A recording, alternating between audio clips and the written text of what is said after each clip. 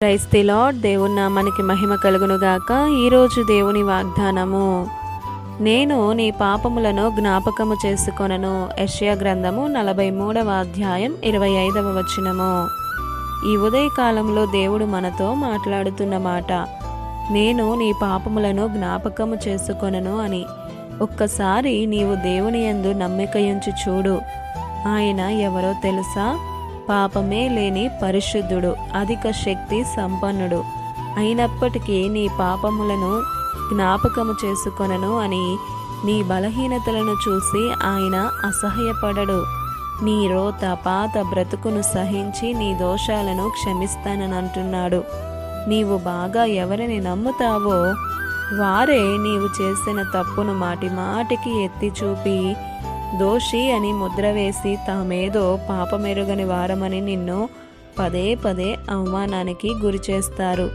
నీ వారని నీవనుకొనుచున్న వారిలా ఆయన మారిపోడు, మాట మార్చడు, మరచిపోడు.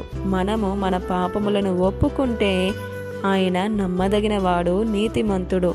ప్రియ సహోదరుడా, సహోదరి, కనుక మన హృదయములో పాపానికి చోటు లేకుండా చూసుకొనుట మన బాధ్యతే కదా. ఎవరూ చూడట్లేదని రహస్యముగా ఇష్టం వచ్చినట్లు పాపాలు చేస్తున్నావేమో, జాగ్రత్త. దావీదునే వదలలేదు. నువ్వెంత? ఇకనైనా ఒప్పుకొని విడిచిపెడితే మనకే మంచిది. పాపము మరణానికి ముందు వదులుకోలేనంత తీపిగా ఉంటుంది.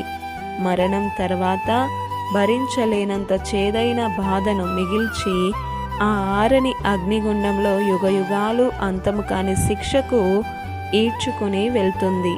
సమయం పోకముందే మేలుకో, పాపముకు దూరముగా పారిపో, చేర్చుకో యేసుని నీ హృదిలో.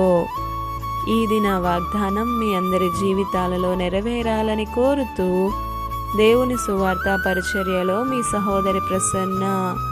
God bless you. ఆమేన్.